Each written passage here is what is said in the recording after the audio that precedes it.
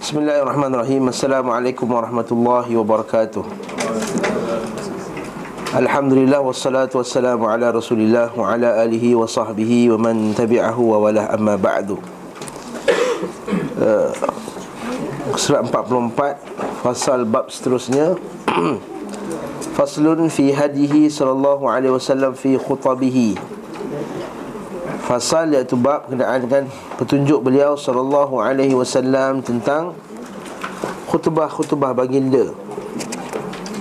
Maksudnya bukan khutbah Jumaat sahaja, tapi khutbah-khutbah yang lain. Kata penulis rahimahullahu ta'ala, apabila beliau sallallahu alaihi wasallam berkhutbah, kedua matanya menjadi merah. Merah itu bukan sebab sakit, bukan. Merah sebab dia garang ketika dia bagi khutbah. Suaranya meninggi. Ala sautuhu. Inilah khutbah, meninggikan suara. Washtadda ghadabuh. Kemarahannya memuncak. Bukan marah tak tentu pasal, tapi marah sebab mungkin diceritakan berkenaan dengan tajuk syirik, cerita berkenaan dengan tajuk kufur, cerita berkenaan dengan tajuk maksiat, cerita berkenaan dengan tajuk yang menyebabkan kita dibenarkan marah padanya, iaitu berkenaan dengan maksiat dan benda-benda yang dimurkai oleh Allah Subhanahu wa ta'ala. Sehingga kan hatta ka'annahu mundhiru jaishin, macam dia tu seorang komando tentera yang mengucapkan sabbahakum wa massakum, waspadalah kalian di pagi hari dan di sore hari, waktu-waktu petang. Beliau mengucapkan pula, aku diutus dan kiamat seperti dua ini. Bu'ithtu ana was-sa'atu kahatain. Jangan buat macam ni. Was-sa'atu kahatain. Aku diutuskan dan hari kiamat seperti ini. Maksudnya dekat. Seperti ini tu maksudnya dekat. Dan ulama kata sebab ini tu maksudnya duduk sebelah-sebelah, dekat. Ada yang kata nampak tak, beza dia sikit je. Maksudnya ini Nabi, ni hari kiamat, dah nak sampai hari kiamat. Dan beliau mengucapkan amma ba'du. Dan Nabi mengucapkan amma ba'du. Amma ba'du ni sunnah, amma ba'du. Adapun selepas itu, fa inna khairal hadis kitabullah. Sesungguhnya sebaik-baik perbicaraan adalah kitabullah. Wa khairal hadyi, dan sebaik-baik petunjuk hadyu Muhammadin sallallahu alaihi wasallam.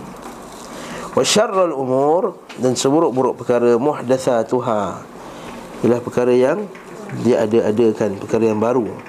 Wa kullu bid'atin dhalalah, dan setiap bid'ah adalah sesat. Yang sebut ni siapa? Nabi. Setiap bid'ah tu sesat. Ni kat tempat saya kata, oh, tengoklah ustaz puak-puak ni, dia kata semua bid'ah sesat. Dia kata bukan kita cakap, Nabi cakap kullu bid'atin dhalalah. Dia tak tahu ke ada bid'ah hasanah, dia kata. Kalau macam tu saya panggil ustaz ahli bid'ah hasanah lah. Kalau kamu marah, tak nak boleh panggil bid'ah, kita kata yang kita buat ni bid'ah hasanah ustaz. Dia kata kita boleh. Yang kita buat ni bid'ah hasanah, bid'ah yang baik. Kalau macam tu saya panggil lah ustaz. Ustaz ialah ahli bid'ah yang baik. Ahli bid'ah hasanah. Marah juga. Marah juga. Saya panggil ustaz ahli bid'ah hasanah lah. Marah juga. Habis tu kata apa ustaz? Kan kata ahli sunnah. Ustaz sendiri yang kata perbuatan ustaz tu bid'ah yang baik. Jadi saya panggil lah ustaz. Ustaz ialah ahli bid'ah yang baik. Nampak perkataan bid'ah tu sendiri ialah perkataan yang tak baik sebenarnya. Perkataan bid'ah tu sendiri ialah perkataan yang tak baik. Tiba-tiba dia masukkan, macam kita kata kamu ni ahli maksiat yang baik.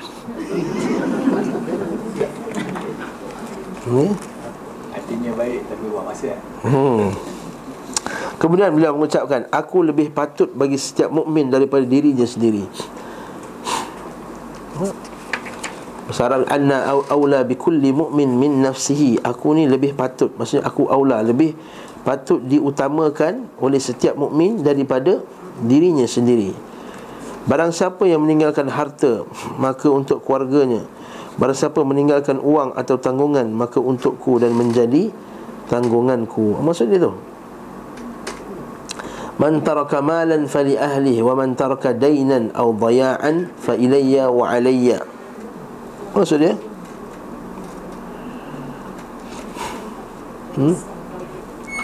Maksudnya kalau orang tu dia tinggalkan harta yang tak disedekahkan, maka dia dapatlah harta tu terkamalan fali ahli, untuk keluarga dia dapat nanti.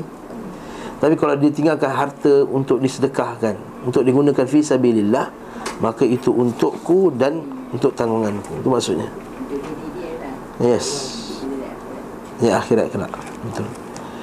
Wa fi lafzin, dan lafaz yang lain, kanat khutbatun Nabi sallallahu alaihi wasallam yaumal Jum'ah. Adapun khutbah Nabi sallallahu alaihi wasallam pada hari Jumaat adalah memuji Allah, wa yuthni alaihi, menyanjunginya, mengiringinya dengan pujian, sementara suara beliau meninggi.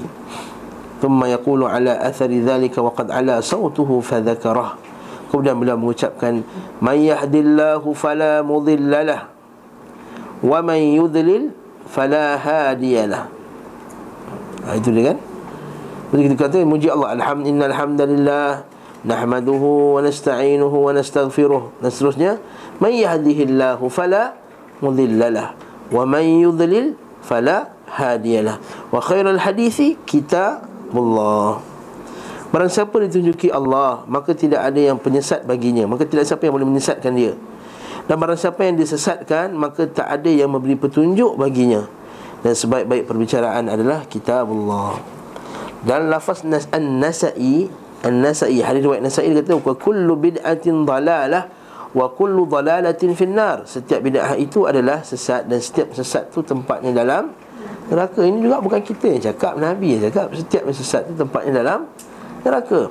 Tapi hadis ni kita kena faham, bukanlah maksudnya setiap yang sesat dalam neraka maksudnya dia kekal dalam neraka. Tak semestinya. Tidak semua yang dalal itu dia mesti kekal dalam neraka. Lepas tu bila kita kata perbuatan kamu ni perbuatan yang sesat, kau kata aku ni kafir lah. Bukan, tak semestinya. Ada benda yang sesat dia tak kekal dalam neraka, ada yang sesat yang kekal dalam neraka. Lepas tu para ulama' kita membahagikan bid'ah itu kepada dua bahagian.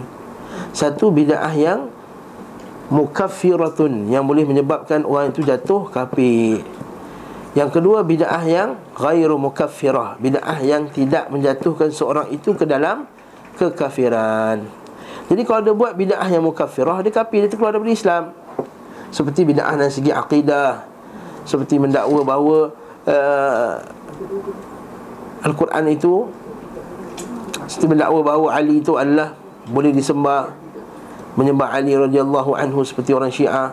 Juga penyembah-penyembah kubur menganggap bahawa makhluk itu boleh kita mohon hajat kepadanya, sujud kepada makhluk, dan seterusnya, menyembelih kerana makhluk. Ini semua boleh menyebabkan jatuh kufur dan terkeluar daripada Islam. Ada bid'ah yang tak terkeluar daripada Islam, tapi dia berdosa. Seperti bid'ah-bid'ah yang dibuat oleh masyarakat Melayu ni lah, menghias-hiaskan kubur contohnya, dan seterusnya. Berzikir sambil menari-nari, itu semua bid'ah dari segi amaliyah. Jadi para ulama' kita bahagikan kedua-dua benda tu. Ada bid'ah yang mukaffirah, ada bid'ah yang ghairu mukaffirah. Jadi bila Nabi declare setiap bid'ah itu adalah sesat dan setiap itu dalam neraka, Nabi tak kata kekal dalam, semestinya kekal dalam neraka. Ada orang yang dia cukup anti lah bila kita kata bid'ah apa semua. Dia buatlah satu cerita rekaan. Satu hari aku masuk dalam neraka, aku nampak itu imam masjid. Sebab apa imam masuk dalam neraka ni? Sebab imam baca Yasin malam Jumaat. Ni cerita dia dalam Facebook. Dia nak pelekehkan orang ya, sunnah ni. Lepas tu jumpa pula pakcik saudara. Pasal pakcik saudara sebab saya ni berzikir terlompat-lompat. Dia buat cerita macam tu. Kita tak pernah declare pun imam kita tu ahli neraka. Tak, kita kata perbuatan tu perbuatan ahli neraka. Bukan ahli bid'ah, dan perbuatan yang menyebabkan boleh masuk ke dalam neraka. Tapi kita tak menjazamkan, kita tidak kata fulan dan fulan tu ahli neraka. Entah amalan ni baik, dia buat jihad fisabilillah, dia sedekah, lalu Allah Ta'ala menutup kesalahan dia tadi. Kita tak kata. Sebab itulah bila kita kata setiap bid'ah itu adalah sesat, setiap bid'ah sesat dalam neraka, bila orang ni terasa kata, kau nak kata aku ahli neraka lah. Kata aku tak kata kau ahli neraka, kata perbuatan tu perbuatan ahli neraka. Macam orang yang menipu ni perbuatan ahli neraka. Tapi dia kata, adakah aku ni ahli neraka? Tak, itu tengoklah Allah Ta'ala ampun kau akhirat kelak, Allah Ta'ala bagi syafaat, Allah Ta'ala tengok timbang-timbang punya amalan kamu lagi banyak kebaikan daripada lagi banyak daripada amalan keburukan, maka Allah Ta'ala akan ampunkan dosa kamu. Maka bukan urusan kita untuk menentukan si fulan dan si fulan adalah neraka atau ahli neraka atau ahli syurga. Tapi kita kata perbuatan itu perbuatan ahli neraka. Faham ke ni? Lagi kullu bid'atin dalalah. Setiap bid'ah itu adalah sesat, dan setiap yang sesat itu dalam neraka. Famadha ba'da al-haqqi illa ad-dalal, kata Allah Ta'ala. Tidaklah apa yang selepas daripada kebenaran itu melainkan dia adalah sesat. Maka tidak ada dua kebenaran. Kebenaran satu, dan selain daripada kebenaran itu adalah sesat. Setelah mengucapkan pujian, sanjungan dan tasyahud, ini juga beliau sallallahu alaihi wasallam biasa mengucapkan dalam khutbahnya amma ba'du. Ulama khilaf siapa yang sebut amma ba'du. Ada kata Nabi Shu'aib yang kata start dulu amma ba'd. Wallahu a'lam bissawab. Kita kata amma ba'du ni sunnah. Apa maksud amma ba'du? Amma ba'du adapun selepas itu. Adapun selepas itu, iaitu selepas muqaddimah. Amma ba'du digunakan untuk memisahkan antara muqaddimah dan isi perbincangan. Amma ba'du. Nabi SAW biasa mempersingkat khutbah dan memperpanjangkan salat, serta banyak berzikir. Bukannya khutbah panjang, solat yang pendek, terbalik. Nabi sengaja memilih kalimat-kalimat singkat dan ringkas. Nabi SAW ni kalau dia khutbah, dia pilih perkataan yang senang kita faham. Bukan bagi khutbah dengan guna bahasa ilmiah tinggi-tinggi sampai orang tak faham, nak tunjuk yang dia tu pandai benar. Tak, bukan. Bahasa layman, bahasa orang biasa. Tak perlu kita pakai perkataan bombastik sangat, hebat-hebat, nak kata kita ni pandai pilih perkataan. Tak, itu termasuk takalluf dalam perkataan. Sengaja memilih kalimah-kalimah singkat namun mengandungi makna yang luas. Beliau sallallahu alaihi wasallam bersabda, inna tulas salatir rajul wa qisara khutbatihi ma'innatun min fiqhihi. Panjangnya salat seseorang dan singkatnya khutbah merupakan tanda kedalaman kefahamannya terhadap agama. Sebab apa? Orang yang pandai, dia tak perlu ayat panjang-panjang untuk huraikan. Dia gunakan ayat yang pendek, dia orang tu dah boleh faham dah. Yang kedua, iaitu dia tahu bahawa khutbah ni kalau panjang-panjang pun orang bukannya dengar. Orang manusia ni, dia punya attention span ni ialah lebih kurang 40 minit, sejam. Boleh hebat pun sejam lebih, itu je. Nak pula duduk diam dalam keadaan tak bercakap apa semua tu. Lalu kita kata kalau dia orang tu pandai dalam agama, dia sedar bahawa perkataan tu yang dipilih tu perkataan yang sesuai, poin tu poin yang tepat, tak perlu menonong-nonong sana sini. Betul, kalau kita tengok orang yang alim, cakap dia Quran hadis, senang je dia jawapan. Dia tak pergi sana contoh sampai 10 contoh, 20 contoh, tak perlu. Kadang-kadang orang ceramah, dalam ceramah tu 1 jam setengah tu, 1 hadis dia baca, 2 hadis dia, contoh dia beratus-ratus contoh. Sebenarnya sebab dia tak hafal hadis, dia tak hafal Al-Quran. Lepas tu dia menonong sana sini. Barakallahu fikum. Kata Nabi SAW, kalau orang tu faham fiqhnya, dia faham agamanya, ringkas je khutbah dia. Yang penting sampaikan poin-poin yang dia kehendaki. Sebelah pula, beliau SAW mengajari para sahabatnya dalam khutbahnya kaedah-kaedah Islam dan syariat-syariatnya. Beliau memerintahkan dan melarang mereka dalam khutbahnya bila terjadi sesuatu perkara. Nampak? Maksudnya dalam khutbah dia mesti sedar, aware dengan situasi yang berlaku pada keliling dia. Bukan keliling tengah banjir, cerita pasal sayur-sayuran contohnya, ataupun cerita pasal tengah situasi sekarang ni masyarakat dalam menghadapi gejala akhlak yang buruk. Dia pergi cerita benda lain. Tak, kita tengok terutama sekali pada kawasan tersebut.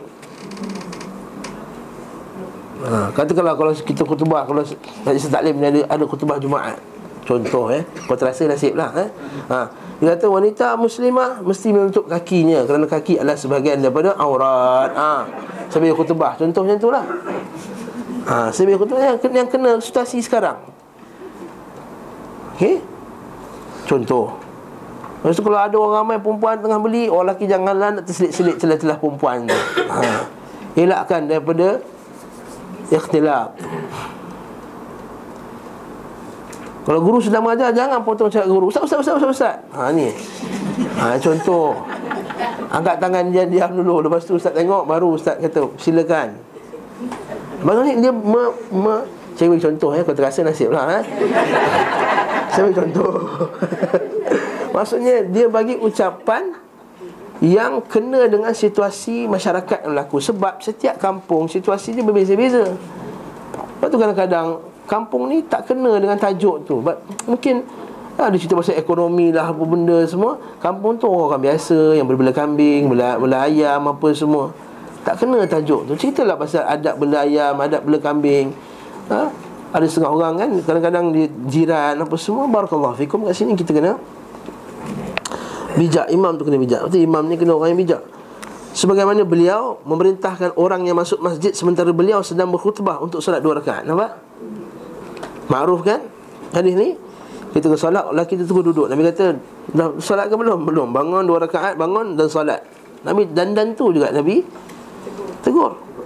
Beliau SAW pernah pula melarang seorang melangkahi pundak-pundak. Pundak-pundak maksudnya bahu-bahu manusia, dan memerintahkannya untuk duduk. Kan Nabi SAW melarang. Tu baca bawah tu, nota kaki nombor 74 tu, 73 dulu. Hadis Bukhari, Kitabul Jumaah, man jaa wa imamu yakhutub shalla rak'atain, iaitu bab ketika datang dan imam sedang berkhutbah maka solatlah 2 rakaat. Kat sini dalil bahawa kalau kita masuk masjid lambat dan orang sedang khutbah, maka solatlah 2 rakaat tahiyatul masjid. Maka SAW bersabda, apakah engkau telah solat? Laki itu kata belum. Maka beliau bersabda, solatlah 2 rakaat. Nota kaki 74 pula, hadis riwayat Abu Daud, Kitabus Salah, bab takhatti riqaban nas yaumal jum'ah, bab menjelaskan berkenaan dengan hukum orang yang melangkah-langkah di atas bahu-bahu manusia pada hari Jumaat. An-Nasa'i babul Jumaah, bab an-nahyu an takhatti riqaban nas, bab an-nahyu larangan daripada kita melangkah-langkah bahu-bahu manusia. Wal imam 'alal mimbar yaumal Jumaah, dan imam di atas mimbar ketika hari Jumaat. Dari hadis Abu Az-Zahriyah, beliau Allah Khudair bin Quraib, ia berkata, kami pernah bersama Abdullah bin Bisr, sahabat Nabi SAW. Abdullah bin Bisr, pada Jumaat salah seorang daripada mereka melangkah pundak-pundak manusia. Maka Abdullah bin Bisr berkata, seorang lelaki datang pada hari Jumaat sambil melangkah-langkah pundak-pundak manusia sementara Nabi SAW sedang berkhutbah. Maka beliau bersabda kepadanya, duduklah, sungguhnya engkau telah menyakiti orang lain. Masya Allah. Jadi janganlah langkah-langkah orang. Betul, guru saya dulu kata, boleh kata, orang bagusnya orang Melayu ni, bila dia nak lalu, dia tangan tu berlalu letak tangan dia telah tu. Maka orang pun ke tepi. Itu adab yang bagus. Kalau setengah orang dia langkah, langkah macam tu, itu adalah kurangnya adab, dan dilarang tak sekali pada hari Jumaat. Sesekali beliau sallallahu alaihi wasallam turun dari mimbar. Bawah tu. Terkadang beliau sallallahu alaihi wasallam menghentikan khutbahnya kerana suatu perkara yang terjadi atau kerana pertanyaan dari salah seorang sahabatnya. Beliau sallallahu alaihi wasallam pun menjawabnya, lalu kembali kepada khutbahnya untuk menyempurnakannya. Bab khutbah hari Jumaat tak boleh berkata-kata, tapi nak bercakap dengan imam boleh. Bukan sunat. Boleh. Bukan sunat, nanti kan sunat semua nak cakap dengan imam nanti. Maksudnya boleh. Kalau ada sesuatu penting, katakanlah pada hari Jumaat, terlampau sesak sangat di luar sana, lalu seorang kata, imam, tolong cakap dekat Allah supaya masuk dalam rapat, sebab sekarang dah jam kat luar. Maka imam kata, sekian, masuk, berhenti. Khutbah tu boleh diberhentikan, kata masuk semua rapat-rapat kan. Benda tak berlaku kat Malaysia, saya jarang tengok. Tapi kalau negara Arab biasa. Syekh Saleh Munajjid rahimahullah, hafizahullah, tengah-tengah khutbah dia tengok orang semua duduk bertenggek kat tepi pintu. Dia kata, rapat kamu semua di pintu, mari sini. Kamu telah menyusahkan manusia-manusia yang lain untuk masuk ke dalam masjid. Oh, sedap tu. Berlaku sekali je ketika masa saya sekolah dulu. Guru saya, dia tengok semua budak-budak tidur, dia kata, bangun, dia kata, masa tengah khutbah. Ni pernah berlaku kat sekolah dekat Labu dulu. Budak-budak nak pergi sembahyang Jumaat jauh. Masa tu masjid dalam sekolah tu tak boleh buat sembahyang Jumaat. Jadi dia kena masuk kampung Pelegong Tengah tu Dia kena masuk, sambil masuk kampung tu makan rojak dulu, makan aiskrim apa semua. Perut dah kenyang. Maka dia masuk kampung tu, bila khutbah semua tidur macam ni. Masjid tu jemaah dia sikit, jadi majoritinya budak sekolah kami. Semua tidur. Ustaz tu kata, bangun semua. Bangun. Tengok khutbah. Masya Allah. Itu boleh, maksudnya boleh dibenarkan dalam khutbah, tak ada masalah. Yes. Sekolah berasrama penuh sekarang dia buat solat Jumaat di sekolah. Ya. Sah ke tak? Itu sah. 40 orang mukim dah sah dah. Student dikira mukim. Mukim. Siapa yang duduk lebih daripada 3 hari mazhab Syafi'i dikira mukim. Kenapa tuan ustaz tu pergi masuk kampung? Sebab masa tu sekolah tu tak diiktiraf oleh Jabatan Agama Negeri Sembilan lagi untuk dibuat sembahyang Jumaat. Wallahu a'lam. Pengiktirafan tu yang penting Biasalah tu. Okey. Itu cerita lain Sesekali beliau SAW turun dari mimbar untuk satu keperluan, kemudian naik kembali ke mimbar dan menyelesaikan khutbah. Masya Allah. Sebagaimana beliau SAW turun untuk mengambil Hasan dan Husain, lalu mengambil keduanya, kemudian naik membawa keduanya ke atas mimbar dan menyelesaikan khutbahnya. Dia kata, aku bukan tak nak teruskan khutbah dalam hadis tersebut, tapi aku geram tengok budak-budak ni. Dia geram, bukan geram marah. Geram, tak tahan. Dia pun ambil dan dia buat nak atas khutbah, dan dia baca sambil pegang kedua-dua Hasan Nabi SAW. Biasa beliau SAW memanggil seorang dalam khutbahnya, kemarilah wahai fulan, duduk wahai fulan, solatlah wahai fulan. Nampak? Masya Allah. Jadi barulah nampak khutbah tu benda yang live kan, benda yang hidup, benda yang betul-betul seronok, macam ceramah lah kan. Jadi interaksi apa semua. Beliau SAW memerintahkan mereka dalam khutbahnya, beliau SAW memerintahkan mereka dalam khutbahnya sesuai dengan keperluan. Apabila beliau SAW melihat di antara mereka ada yang miskin dan sangat memerlukan, maka beliau SAW memerintahkan bersedekah dan memotivasi untuk melakukannya. Contoh hadis bawah tu, hadis Muslim as-sahih dan kitab zakat, bab al-hathu ala as-sadaqatu walau bi syiqqin tamarah, bab galakkan untuk bersedekah walaupun dengan sepotongan tamar. Dari hadis Jarir bin Abdullah al-Bajali, ia berkata, kami pernah di sisi Rasulullah SAW pada permulaan siang. Lalu datang kepada beliau SAW satu kaum dalam keadaan bertelanjang kaki dan tidak memakai pakaian, menutup tubuh dengan kulit macan harimau. Macan harimau, bahasa Jawa ni.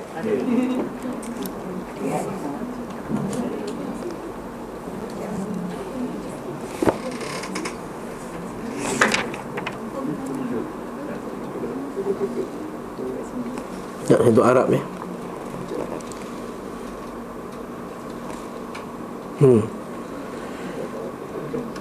Mustabi hurran mustabin an-nammar al-aba, betul lah, an-nammar.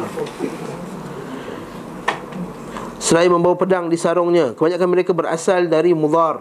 Puak Mudar disebut dulu kan, wal kulluhum min Mudar, Puak Mudar, padang pasir. Maka wajah Rasulullah SAW berubah merah ketika melihat kemiskinan yang ada pada mereka. Merah ni sebab apa? Sedih. Sedih. Beliau SAW kemudian keluar lalu memerintahkan Bilal untuk azan. Beliau SAW berdiri lalu khutbah dan bersabda, wahai sekalian manusia, bertakwalah kamu kepada Allah, ittaqu rabbakum. Hadis ila akhirih. Maksudnya Nabi SAW ajak seluruh mereka bersedekah ketika dalam khutbah tersebut. Beliau SAW biasa mengisyaratkan dengan jari telunjuknya dalam khutbahnya saat menyebut nama Allah. Macam ni Nabi buat, innallaha, itu namanya. Dan doa-doanya, Allahumma ighfir lil muslimina wal muslimat, al mu'minina wal mu'minat, wal ahya'i minhum wal amwat. Macam tu Nabi tunjuk macam ni jari.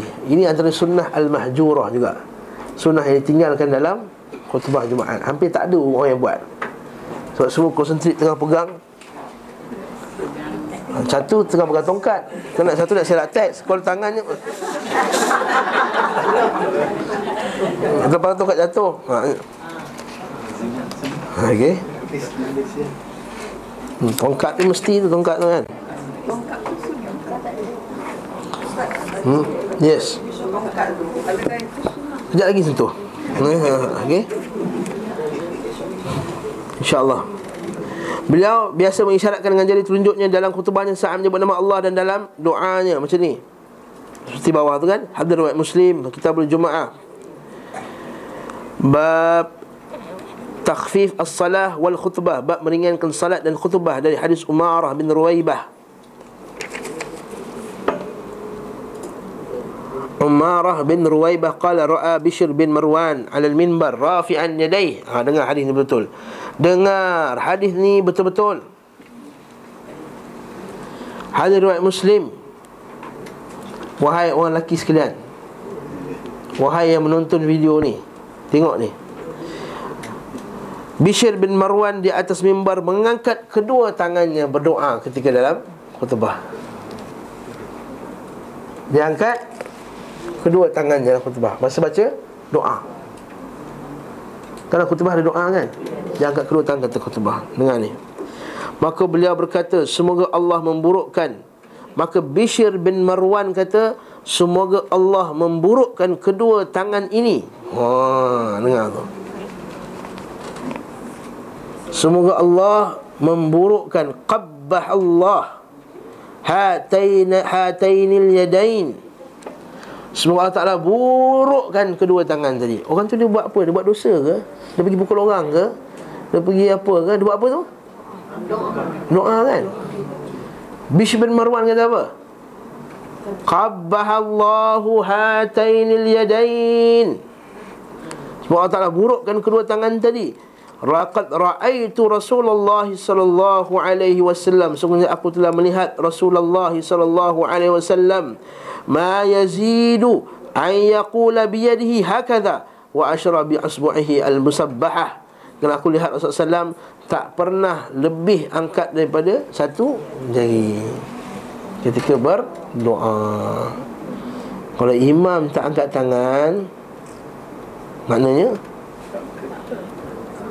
kalau imam tak angkat tangan, maknanya kalau imam tak angkat tangan, orang lelaki jawab dulu, orang lelaki pergi Jumaat. Kalau imam tak angkat tangan ketika berdoa dalam khutbah, maksudnya makmum pun tak payah angkat tangan. Ini masyarakat kita majoriti angkat tangan, tak perlu angkat. Jadi bila imam kata Allahumma ighfir lil muslimina wal muslimat, al mu'minina wal mu'minat, al ahya'i minhum wal amwat, kita bawah amin, amin, amin, tak angkat tangan. Ni malang ni, kelas ni lelaki 5 orang, 6 orang. Perempuan tak pergi Jumaat tak? Nanti bagi tahu balik ni, bagi tahu lelaki masing-masing. Tapi kan ustaz kata, awak ni mengaji kat tempat Wahabi ni. Bagi dah hadis ni Sahih Muslim, tiba-tiba Wahabi. Tak apalah, Wahabi pun Wahabi lah, janji ikut sunnah Nabi ya. Dan biasa pula memohon hujan untuk mereka apabila terjadi kemarau panjang sementara beliau berkhutbah. Nampak tengah khutbah datang orang minta supaya mendoakan, ya Rasulullah, ada kemarau apa semua. Nanti kita akan baca bawah tu. Baca nota kaki nombor 8, 78. Hadis riwayat Al-Bukhari, Kitabul Jumaah, bal istisqa fil khutbati yaumil Jumaah, dari hadis Anas bin Malik, ia berkata,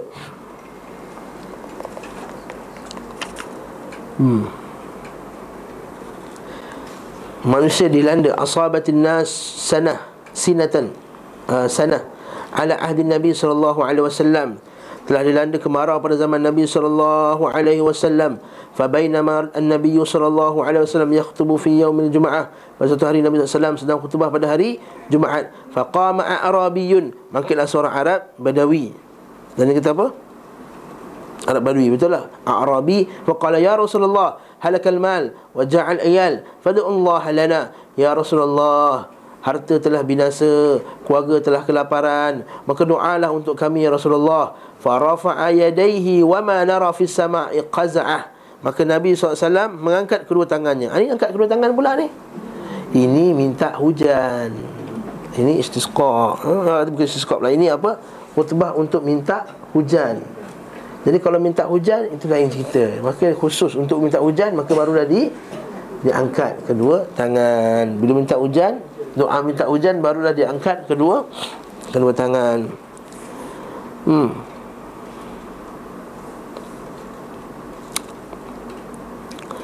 Apa lagi ni? Fa wallazi nafsi bi yadi ma wada'ahuma hatta thara as-sahabu amsal al-jibal. Demi Allah, demi jiwaku yang berada di tangan Allah, maka tidaklah Nabi meletakkan kedua tangannya sehingga datanglah awan yang macam gunung, muncul awan seperti gunung-gunung. Thumma lam yanzil min barihi hatta ra'aitul matar yatahadar ala lihyatihi sallallahu alaihi wasallam. Dan tidaklah Nabi turun daripada mimbarnya, kemudian turunlah hujan sehingga basahlah janggut Nabi sallallahu alaihi wasallam. Hujan menitis dari janggutnya, yatahadar. Famutirna yawmana dhalik wa min al-ghad wa min ba'd al-ghad alladhi yalihi hatta al-jum'ah al-ukhra. Hujanlah tiap-tiap hari sampai Jumaat depan tu. Datang sekali orang Arab Badui tadi, wa qala ghairihi, atau orang lain, faqala ya Rasulullah tuhdamul bina, bangunan dah untuk wa gharaqal mal, harta dah tenggelam. Fana'ullaha lana, maka doalah Allah Ta'ala, mintalah kepada Allah Ta'ala bagi kami. Wa rafa'a yadahu faqal, maka dia angkat pun kedua tangannya, faqal,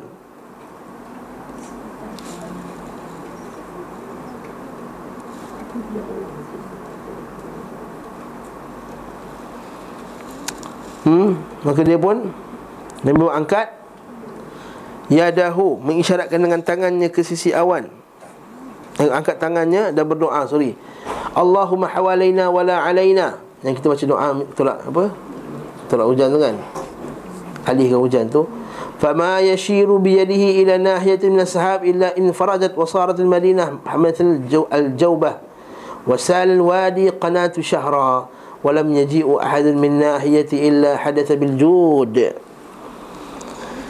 Ya Allah, di sekitar kami, jangan di atas kami. Tidaklah beliau mengisyaratkan dengan tangannya ke sisi awan, melainkan tersingkap dan jadilah Madinah seperti al-jawbah, tersela-sela di antara rumah, iaitu lembah itu pun mengalirkan air selama sebulan. Maksudnya Nabi tolak, Nabi kata awan pergi sana, awan macam seolah-olah dia pergi arahkan supaya awan tu ke sana. Pergilah awan tu ke sana. Jadi lembah tu pun pergi ke atas lembah tadi. Sebab kalau kita doa tu, ya Allah, tolaklah awan ni ke lembah-lembah, ke bukit-bukit, di tempat pokok, di wadi-wadi al-audiyah wa butunil audiyah, dan tempat wadi-wadi, tempat air madabatis syajar, dan tempat pokok-pokok tumbuh. Itu maksud doa tersebut. Jadi lembah itu mengalirkan air selama sebulan, tak seorang pun yang datang dari pelosok melainkan menceritakan akan kemakmuran biljud, cerita pasal banyaknya air di Madinah. Jadi kalau kita kata angkat tangan tu masa bila? Doa minta hujan, khusus untuk minta hujan. Yang lain Nabi tak pernah angkat lebih daripada itu. Terkadang beliau sallallahu alaihi wasallam mengulur pelaksanaan Jumaat hingga manusia berkumpul. Maksudnya mengulur, ini Arab dia.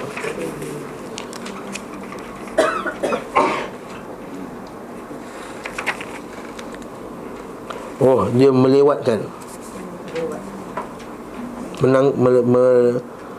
yumhil, menanggut, macam melewat-lewatkan. Melewat-lewatkan, bukan melewatkan, melewat-lewatkan. Apa beza melewat-lewatkan dengan melewatkan? Ada beza? Ada beza kan? Melewat-lewatkan macam dia lambat-lambatkan sikit, Kalau melewatkan macam lambat kan. Pelaksanaan Jumaat hingga manusia berkumpul. Apabila telah berkumpul, beliau pun keluar. Nampak itu imam, dia tak duduk awal kat masjid. Dia tunggu semua dah kumpul, baru Nabi keluar dari rumah. Sebab rumah Nabi sebelah masjid. Dia tengok orang dah penuh, baru Nabi keluar. Beliau keluar kepada mereka sendirian tanpa ada pemandu yang berseru di hadapannya. Innallaha wa malaikatahu yusalluna 'alan nabi. Pegang tongkat. Ya ayyuhallazina amanu sallu alaihi wa sallimu taslima. Wahai jemaah sekalian, janganlah kita berkata-kata. Ini kat 9 dululah. Siapa berkata-kata ketika khutbah dibacakan, maka habislah Jumaat ni. Buat saya dulu sekolah ni 9. Sia-sia pahala lagi dia pun pas tongkat tu, imam pun pop ambil, dia pun naik. Maka tidak ada pemandu. Nampak Nabi tidak ada pemandu yang berseru di hadapannya. Bila cakap kena marah lagi. Macam mana? Beliau tidak mengenakan tailasan, jubah hijau, al-tarhah, salah satu jenis penutup kepala, dan tidak pula warna hitam. Apabila telah masuk masjid, beliau memberi salam kepada mereka. Jika telah naik mimbar, beliau menghadap manusia kepada wajahnya, dan kembali memberi salam. Masuk masjid, Assalamualaikum, tu naik sekali lagi, Assalamualaikum warahmatullahi wabarakatuh. Macam sekarang lah kan, naik Assalamualaikum. Beliau salam tidak menghadap kiblat saat berdoa. Dalam khutbah kan kita menghadap makmum, jadi tak payah kita pusing. Kemudian duduk, dan Bilal pun mengumandangkan azan. Nanti kita betul lah tu. Berdiri, Assalamualaikum warahmatullahi wabarakatuh. Duduk, lepas tu Bilal pun azan.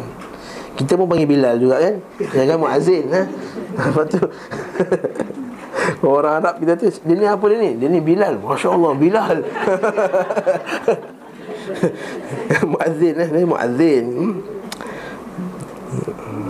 Bagus juga Melayu ni, panggil Bilal Jika telah selesai, Nabi SAW berdiri dan berkhutbah tanpa pemisah antara azan dan khutbah. Tidak pula diselangi dengan penyampaian berita atau lainnya. Jangan pula lepas dah azan tu, Assalamualaikum tuan-tuan, ni ada sikit pengumuman masjid kita ni minggu depan rumah Tok Haji ni ada ni kena selamat, doa selamat. Datanglah ramai-ramai lah maghrib. Contoh, tak ada pengumuman lepas azan. Tidak ada pengumuman. Terus khutbah. Ini juga adat orang Malaysia ni. Dia mesti ada pengumuman lepas azan tu. Tak payah ada pengumuman, terus je kita khutbah. Sebab Nabi SAW berapa kali azan? 1. Lepas tu kalau ustaz, kalau 2 kali azan, bolehlah. Buatlah pengumuman sebelum azan tu. Buatlah pengumuman sebelum azan. Kalau nak kata ada program masjid ke. Nabi SAW berdiri dan berkhutbah tanpa pemisah antara azan dan khutbah.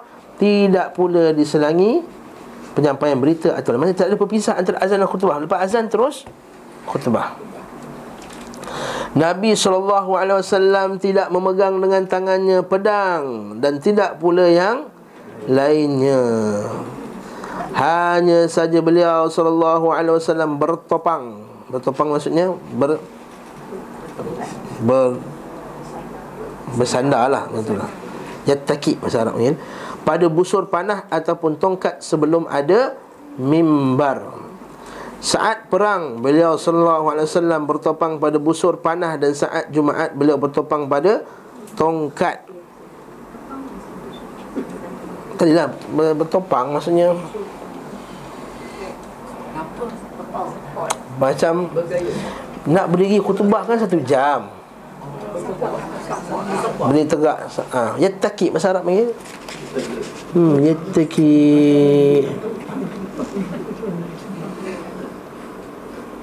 Ya'tamidu macam bersandar lah. Ya'tamid ala qaus. Yattaki bersandar. Ya'tamidu support lah. Macam kita naik gunung, kenapa kita pakai tongkat? Badan muda je. Kenapa ada stable? Nak bagi stable, betul lah. Okey. Baca dulu, jangan buat kesimpulan. Tidak dinukil bahawa beliau bertopang pada pedang. Adapun dugaan sebahagian, sangkaan, kan dugaan ni. Sangkaan, betul kan?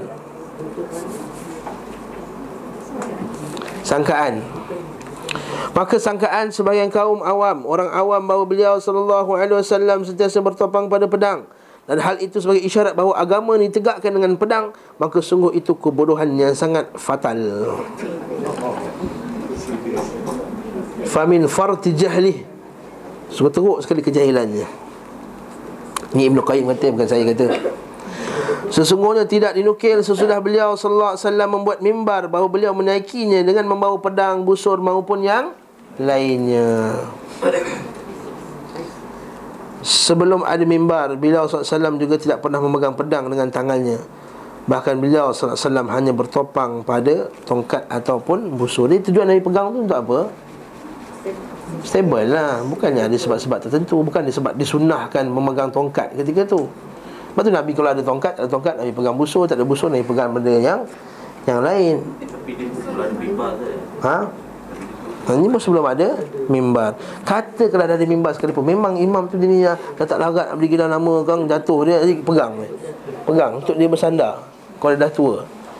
Sebab tu tongkat tu tak semestinya nak kena tongkat yang cantik, nak kena hias. Ada macam ada kepala komen besar, ada macam tu ada. Bukan macam tu. Ada setengah masjid pula dia nak pertahankan kentongkatan tu. Di sebuah masjid di KL, saya tak cerita masjid mana. Masjid tu makruf. Jadi imam-imam yang Ustaz sunnah semua ni dah start khutbah tak pegang tongkat dah. Tongkat tu biar je sandar kat tepi tu. Khutbah sekali yang golongan yang nak mempertahankan semangat kentongkatan tadi tu, semangat tongkat tu, dia pergi tegak, dia pergi skru. Ada tongkat tu tertegak juga tepi tu. Punyalah semangat tongkat tu kita kata. Barakallahu fikum. Nak pertahankan tongkat tu, masya-Allah.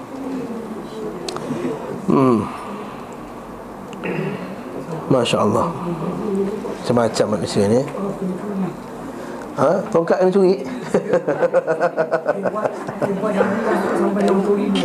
La haula wala filter padan muka. Siapa suruh buat benda basi-basi macam tu? Macam cokma ya, cokma sah. Mimbar beliau sallallahu alaihi wasallam terdiri daripada 3 tingkat. Itu kita afdal 3 tingkatnya.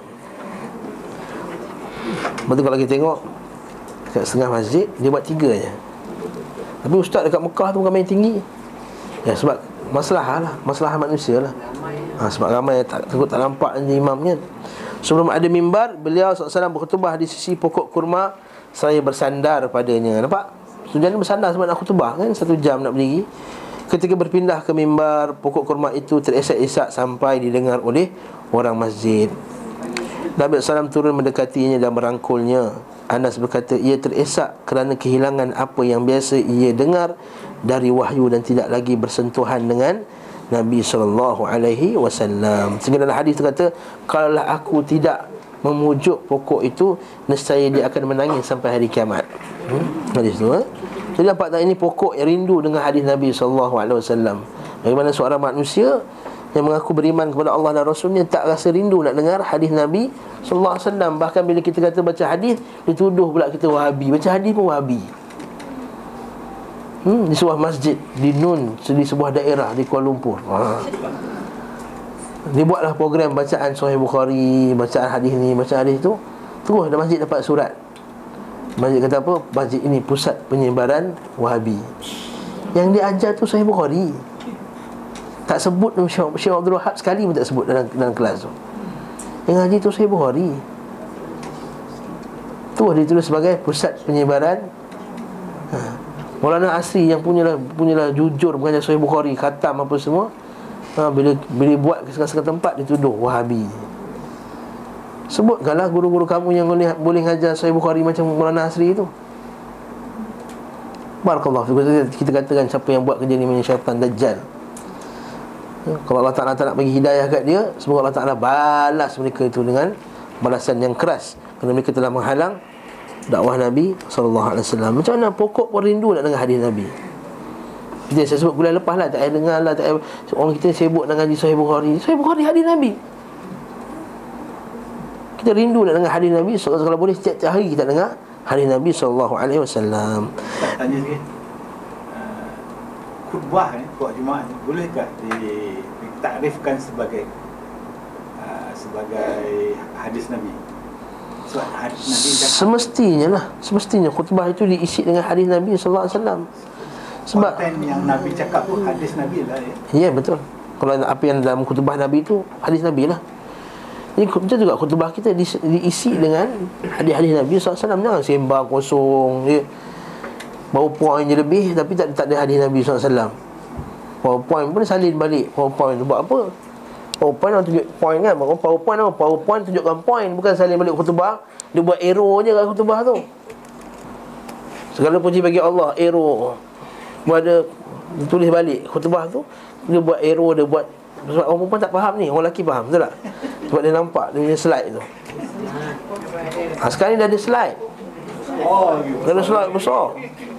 Tujuan slide tu kononnya tak nak bagi orang bosan. Khutbah bosan bukan sebab slide tu kalau tajuk dia bosan ni orang tidur juga.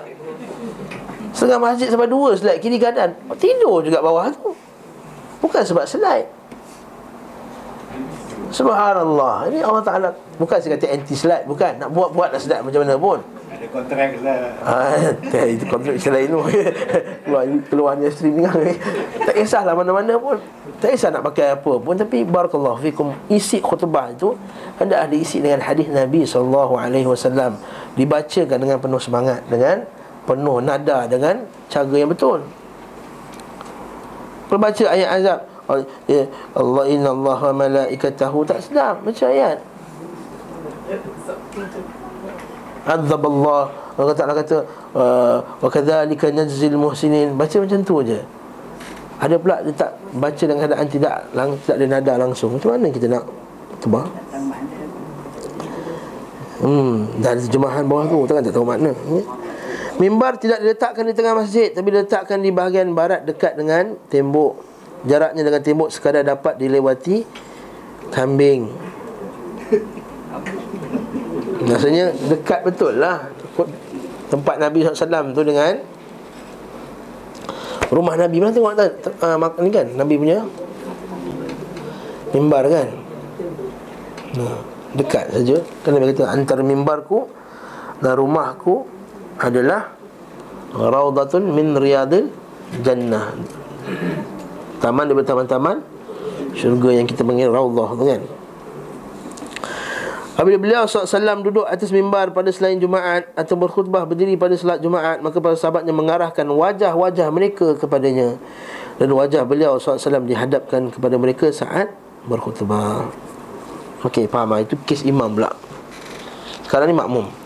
Beliau SAW berdiri dan berkhutbah, kemudian duduk yang singkat, lalu berdiri kembali dan menyampaikan khutbah yang kedua. Okey. Apabila telah selesai, Bilal pun melakukan iqamah, qamat. Nabi SAW memerintahkan agar manusia agar mendekat kepadanya dan memerintahkan mereka agar diam. Beliau SAW mengkhabarkan kepada seorang pada mereka, pada sahabatnya, diamlah, maka dia telah buat sia-sia. Dan beliau bersabda, barang siapa berbuat sia-sia maka tidak ada Jumaat baginya. Beliau SAW bersabda pula, man takallama yawmal jum'ati wal imamu yakhtub fahuwa kamathalil himari yahmilu asfara walladhi yaqulu lahu ansit laysa lahu jum'ah. Barang siapa berbicara pada hari Jumaat sementara imam berkhutbah, maka ia sama seperti keldai yang membawa lembaran-lembaran. Jangan panggil dia keldai lah, nanti marah pula dia kan. Apa keldai? Jangan. Kita pula abad ni, kita kata barakallahu fikum, kadang yang bercakap ni bukannya orang biasa, AJK yang cakap. Sebab kebetulan ada tong kat hujung tu tak digerakkan oleh orang hujung di tengah duduk agak ada khusyuk, tong tak gerak. Tong gerakkan tong tu orang tu. Tong gerak kiri. Lepas tu kan dah pusing. Lepas tu dah pusing dah saf kedua tu tolak balik ke depan. Belakang. Ni juga di sebuah masjid Nun, di sebuah daerah di sana. Barakallahu. Sibuk pasal tong tu. Biarlah, tak berjalan pun. Dia sibuk sangat pasal duit yang 2-3 ringgit masuk dalam tu. Sedekah tadi. Sedekah. Yalah, Nabi suruh bersedekah, tapi lepas khutbah dah nak sedekah. Masa orang tengah khutbah janganlah sibuk-sibuk.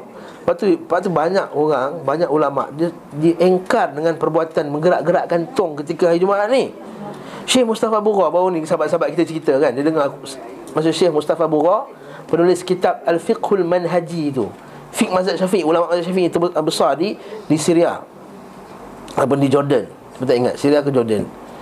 Dia datang sini, orang tanya, Syekh, apa hukum gerakkan tong apa semua? Dia kata mungkar, dia kata benda ni lara. Tapi beberapa bulan yang lepas ada statement daripada Jawi yang dibacakan di dalam masjid pada Jumaat, benda tu boleh dibuat. Tak kisahlah, saya ikut ulama setelah Jawi Syekh Mustafa Bura kata jangan gerak-gerakkan. Okey, tak apalah, kita ambil pendapat Jawi, gerakkan. Janganlah sampai kecoh nak bercakap-cakap. Jangan ada. Sembahyang tu dia buat dua-dua. Tempat masuk tu dia sudah gantung. Masa kita masuk je kau ke pagar masjid letak sotong. Tapi di dalam tu ada juga member bawa. Satu lagi member bawa ni. Satu lagi. Kesian member tu. Pak Jawi kata boleh? Kata kalau dia jadi siap 30 tahun dia nak lara Jumaat ni. Pak Jawi kata boleh? Mana tak hadis Nabi sallallahu alaihi wasallam? Apa alasan dia? Apa dalil? Hadis Jawi. Allahu a'lam. Lara. Nanti kita akan tengok main batu ketika hari Jumaat ni sampai tengah khutbah pun lara. Sekejap lagi. Ni kedai-kedai bawah lembaran ni. Saya memang bercakap kedai bawah lembaran. Dan barang siapa berkata kepada orang ni, diamlah. Ni sekarang AJK kan sebenarnya. AJK semangat nak suruh budak-budak diam. Diam. Ni suka budak-budak belakang. Dok tahu lah budak-budak kan Jumaat kan bising belakang. Dia main. Kata diam. Sampai di setengah masjid terpaksa buat bilik khas untuk remaja dan kanak-kanak. Innalillah. Saya kata macam mana cara penyelesaian dia? Penyelesaian ni ialah duduk sebelah bapak dia. Ambil budak tu tadi, duduk sebelah bapak dia. Dia bisingnya siku dia macam ni seterusnya. Betul? Cubit dia. Main. Cubit dia. Betul. Ini budak-budak sekolah tu dia ramai. Dia budak sekolah, bapak tak sampai Jumaat. Bapak dia tak ada. Bapak dia pergi kerja, lupa pula. Tak bukan tu bapak dia kerja, panggil dia pun duduk sebelah kita. Panggil dulu. Ni sini. Tak ada buat. Yang kecil-kecil yang 10 tahun, yang dah 15 tahun tu dia dah degil lah. Dia dah nak bergaduh lah masa tu. Duduk sini. Duduk sebelah kita. Kita pernah buat. Bukan kita cakap ni. Saya cakap bukan kita tak pernah buat. Kalau nampak dalam sembahyang dia main-main, kita tarik seorang duduk sembahyang sebelah kita. Diam je sampai habis sembahyang. Betul. Ini yang bising bukan yang form 1 Ustaz. Yang bising yang form 4, form 5 tu. Dia kalau form 4, form 5 bising, kalau dia je bising tak apa. Ini kalau dia memberi kesan kepada yang bawah tu sekali, ya. Diamlah maka tidak ada Jumaat baginya. Kalau bising jangan pukul dia. Macam Umar Khattab pernah pukul orang bising dalam masjid. Bukanlah saya nak ajak kepada menjadi kejam, bukan. Nasihat dulu, diam. Nanti lepas Jumaat jangan bising apa masa Jumaat. Tak boleh juga panggil mana yang badan besar-besar tu, AJK, yang mana yang budak tak takut sikit, sebatkan je. Lepas tu diamlah. InsyaAllah diam. InsyaAllah diam. Soal Ustaz, bercakap tak boleh, tapi kita bangun sebab orang tu boleh ke? Tak boleh sebenarnya.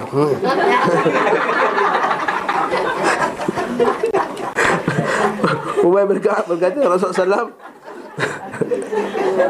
saya kata sebelum Jumaat tadi tarik dia. Lepas Jumaat jangan masa khutbah dengar, beri perhatian kepada khutbah. Rasulullah SAW membaca pada hari Jumaat surah Tabaraka. Dan beliau berdiri, Tabarakalladzi biyadihi itu. Beliau mengingatkan kami akan hari-hari Allah, iaitu hari kiamat. Sementara Abu Darda dan Abu Zar menyentuhku dan berkata, kapan diturunkan surah ini? Bila surah ini diturunkan? Sesungguhnya aku belum mendengarnya hingga sekarang. Beliau mengisyaratkan kepadanya untuk diam. Ketika telah selesai salat, dia berkata, aku bertanya kepadamu, kapan diturunkan surah ini? Bila? Namun engkau tidak memberitahu aku. Dia tak tahu yang tak boleh cakap. Aku berkata, sesungguhnya tidak ada bagimu dari solatmu hari ini, melainkan engkau telah buat sia-sia. Sahabat ni lurus hati dia kan. Dia tak kata nak cover-cover. Dia kan kecil hati, tak ada. Kau jangan cakap, kau bercakap sia-sia Jumaat kau. Ini satu budaya yang bagus. Orang Melayu ni kan jangan tegur orang kecil hati. Dia pergi menemui Rasulullah SAW dan menyebutkan hal itu dan mengkhabarkan juga apa yang dikatakan Ubay. Dia tak puas hati. Dia pergi mana? Tersebut. Nampak tak? Ini sikap para sahabat.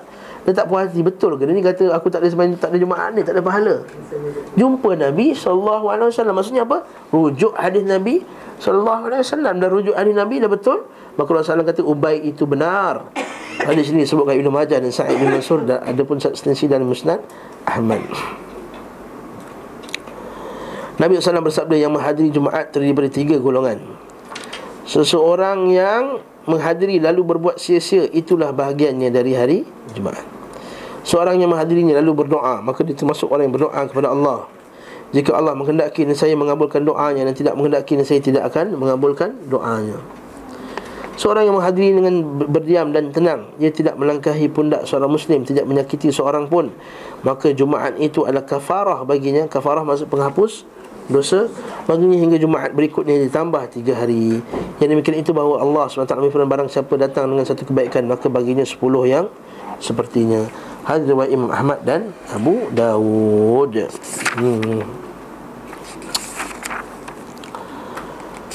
Kemudian ada masalah yang panjang dalam kitab ni. Kita teruskan juga, iaitu adakah solat sunat sebelum khutbah, lepas azan dan sebelum khutbah? Ada tak solat sunat? Ha? Ada tak? Masjid kasi buat ada tak? Amal kan? Lepas azan tu 99% buat. Okey, tak apa, kita baca, kita bincang. Adakah yang mereka buat tu qabliyah atau solat sunat mutlak umum? Apabila Bilal selesai azan, Nabi SAW pun memulai khutbah. Tak ada seorang pun di antara mereka yang berdiri dan mengerjakan salat 2 rakaat. Dan tak ada azan kecuali 1 kali. Hal ini menunjukkan bahawa Jumaat sama seperti salat hari raya, tak ada salat sunat sebelumnya. Ini adalah pendapat yang paling sahih di antara 2 pendapat yang ada yang didukung oleh sunnah.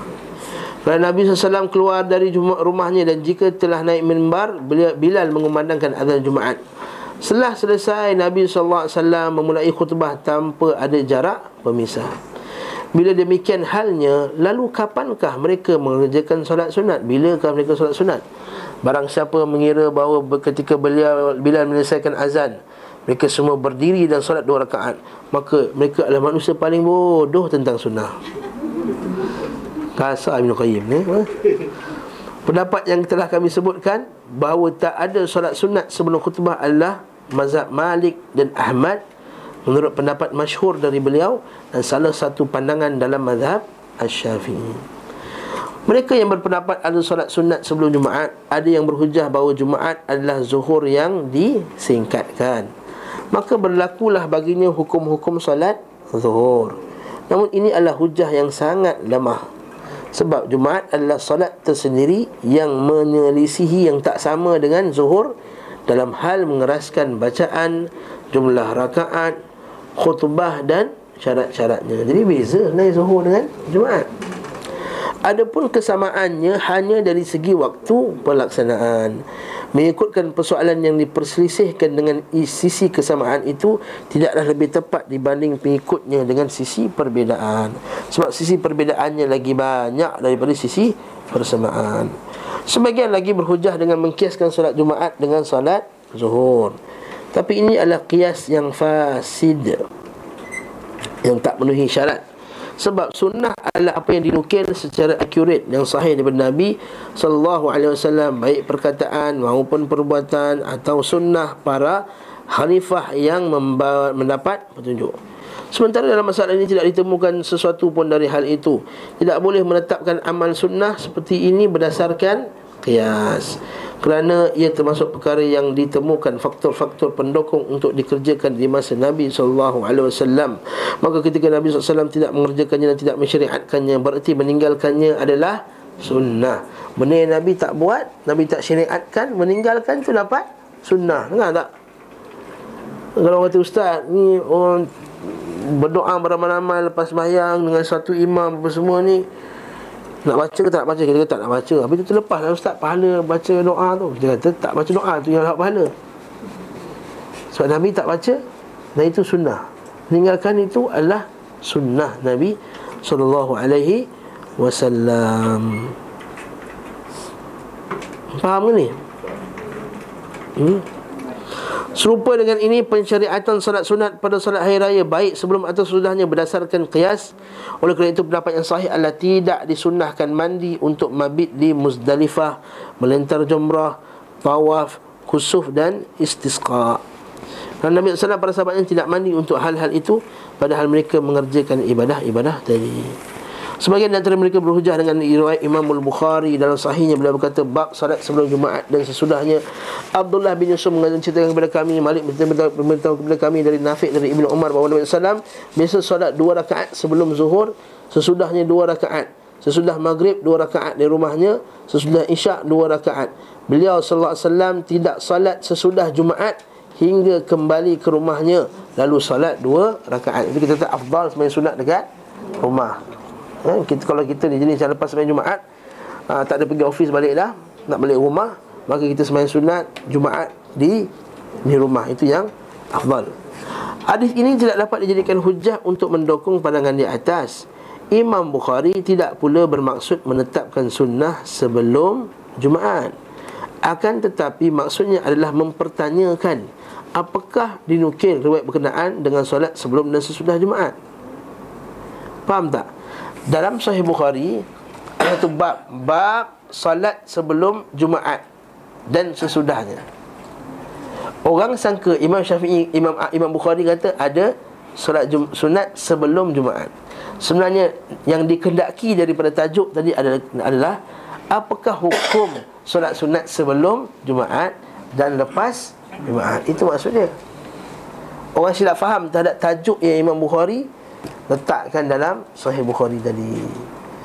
Benda ni memang detail sikit lah. Memanglah orang yang mengaji belajar detail lah. Orang awam dia takkan macam ni. Dia akan ikut perasaan je. Takkanlah sembahyang sunat pun tak boleh. Itu orang punya hujah. Tengoklah puak-puak ni sembahyang sunat pun tak kasih. Itu hujah orang awam. Biarlah mereka. Kita kata itu bukan cara berhujah. Kalau macam tu kita nak sembahyang sunat lepas asar, kita nak sembahyang sunat lepas subuh, kita nak sembahyang sunat jemaah sebelum solat sunat qabliyah berjemaah. Kan? Kalau kita sembahyang sunat qabliyah sebelum zuhur tu sembahyang jemaah. Sembahyang apa jemaah ni? Imam tak bangkit baik. Sembahyang qabliyah berjemaah kata. Ustaz sembahyang qabliyah berjemaah ni, takkan tak boleh berjemaah pun nak marah. Berjemaah kan dapat pahala lebih. Barakallahu fikum. Macam tu juga hujah. Kalau nak main-main hujah macam tu je, ambil tak payah. Itu bukan itu cara orang awam. Kita orang yang berilmu berhujah dengan dalil. Tak tanya saya. Ni cara berjumaat macam yang kita amalkan sekarang ni. Masa waktu azan, waktu dulu kejap dan sunat atau dulu. Bila dimulakan benda-benda? Bila dimulai? Lepas zaman sahabat lah, semestinya. Selepas zaman. Lepas zaman sahabat, bukan zaman Nabi SAW. Okey, sambung lagi. Lepas isyak ke sebelum isyak? Baris nombor 5 tu. Sebelum isyak. Isyak. Apa dia? Yang baris nombor 5. Sebelum isyak 2 rakaat.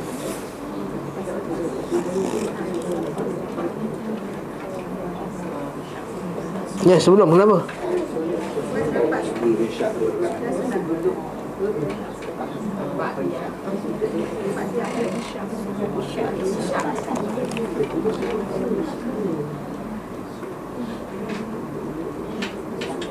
Qabla al-isya, rakaatain, betul lah, qabla al-isya. Di rumahnya ke di masjid? Ya, selepas pun ada, sebelum pun ada. Hadis ni tak menyebut, tak sebenarnya tak ada benda tu.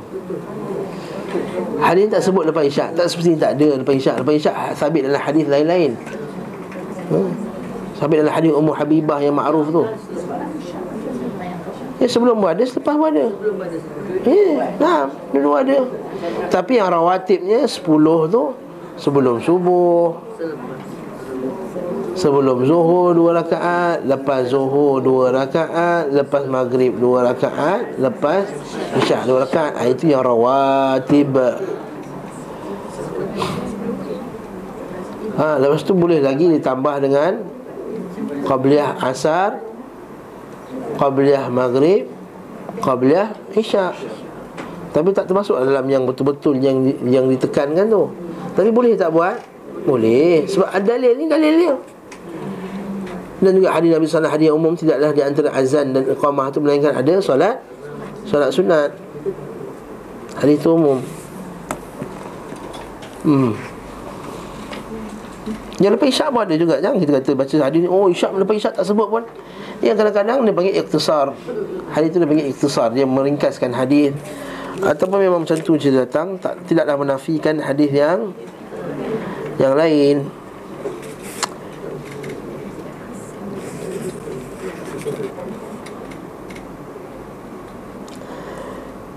Baca juga bawah tu, hal ini serupa dengan pernyataan beliau dalam kitab 2 Hari Raya.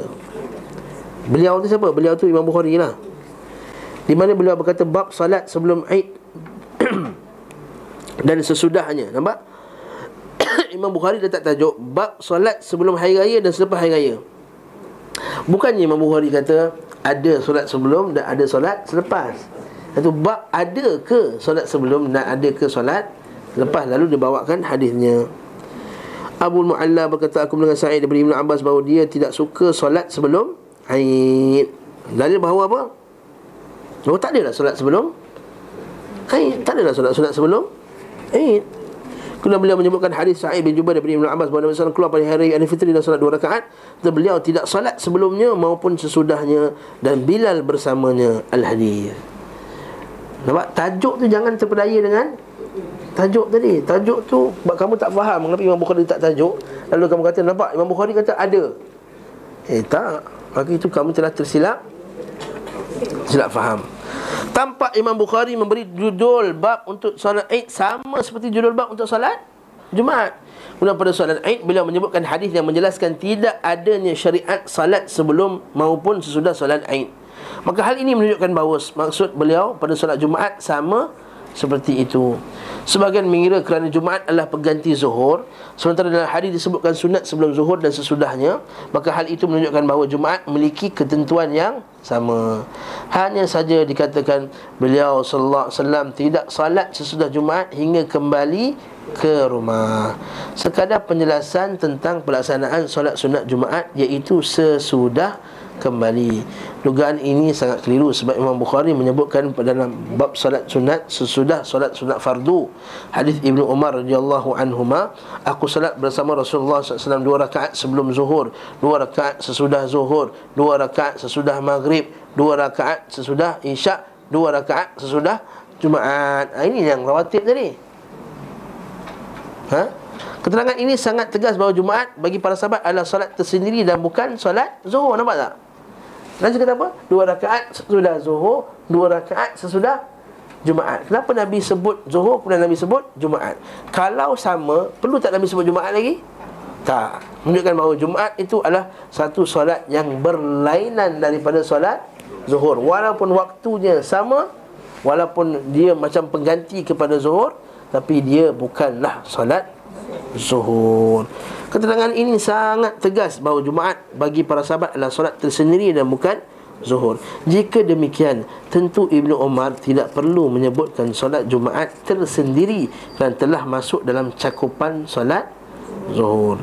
Dan ketika beliau tidak menyebutkan sunat Jumaat melainkan sesudahnya, maka tidak mengetahui tidak ada solat sunat sebelumnya. Wallahu ta'ala a'lam bisawab. Saya habiskan awal sikit hari ni sebab saya nak gantikan kelas Ustaz Azhari. Wallahu ta'ala a'lam bisawab.